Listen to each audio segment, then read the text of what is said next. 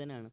അപ്പോൾ ഇതിൽ zip file, zip injector, base ആപ്പിക്ക് ഈ 3 സാധനങ്ങൾ നമ്മൾ ഇതൊക്കെ ഡൗൺലോഡ് ചെയ്തിടുക. ഡൗൺലോഡ് ചെയ്തിട്ട് ഈ സിപ്പ് ഫയൽ നമ്മൾ സേവ് ടു ഡൗൺലോഡ്സ് ചെയ്തിട്ട് സിപ്പ് ഇഞ്ചക്ടർ എന്നുള്ള ഈ ആപ്പിക്ക് ഇൻസ്റ്റാൾ ചെയ്യും.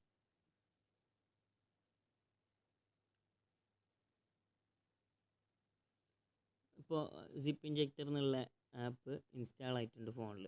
ഇനി ഓപ്പൺ ചെയ്തിട്ട് അല്ലോ പെർമിഷൻ കൊടുക്കുക. സെലക്ട് സിപ്പ് ഫയൽ എന്നുള്ളൊരു ഓപ്ഷൻ കാണും. ഈ സെലക്ട് സിപ്പ് ഫയലിൽ പോയിട്ട് നമ്മൾ ഡൗൺലോഡ് ചെയ്ത ടെലിഗ്രാമിൽ നിന്ന് ഡൗൺലോഡ് ചെയ്ത് വെച്ച സിപ്പ് ഫയലുണ്ട്, അത് ഇവിടെ താഴെ പോയിട്ടുണ്ടെങ്കിൽ സിപ്പ് ഫയൽ അത് ഒന്ന് അൺസിപ്പ് ചെയ്യുക. അൺസിപ്പ് ചെയ്തിട്ട് ഒരു 2-3 മിനിറ്റ് ജസ്റ്റ് വെയിറ്റ് ചെയ്യുക.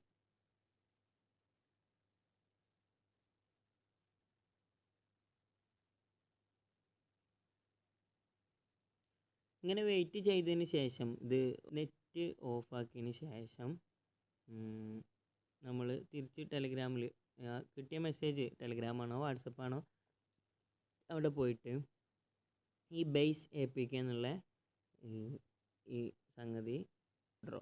അപ്പോൾ ഓൾറെഡി നമ്മൾ സിപ്പ് ഇഞ്ചക്ടർ അവിടെ ഇൻസ്റ്റാൾ ചെയ്ത് വെച്ചിട്ടുള്ളതുകൊണ്ടാണ് ഇവിടെ അപ്ഡേറ്റ് എന്ന് കാണുന്നത്. അപ്പോൾ ഇത് അപ്ഡേറ്റ് എന്ന് അടിക്കുമ്പോൾ നമ്മളിലുള്ള സിപ്പ് ഇഞ്ചക്ടർ എന്നുള്ള ആപ്പ് നമ്മളിവിടെ ഫോണിൽ വരും. ഇതപ്പോൾ എൻ്റെ കയ്യിൽ ഡൗൺലോഡ് ആയിട്ടുണ്ട്. ഇനി ഒരിക്കലും ഉപയോഗിക്കുന്ന സമയത്ത് നെറ്റ് ഉപയോഗിക്കാൻ പാടില്ല കേട്ടോ. നെറ്റ് ഓണാക്കിയിട്ട് നമ്മൾ ഉപയോഗിക്കുകയാണെന്നുണ്ടെങ്കിൽ ആപ്പ് ഓണാക്കാൻ കഴിയൂല.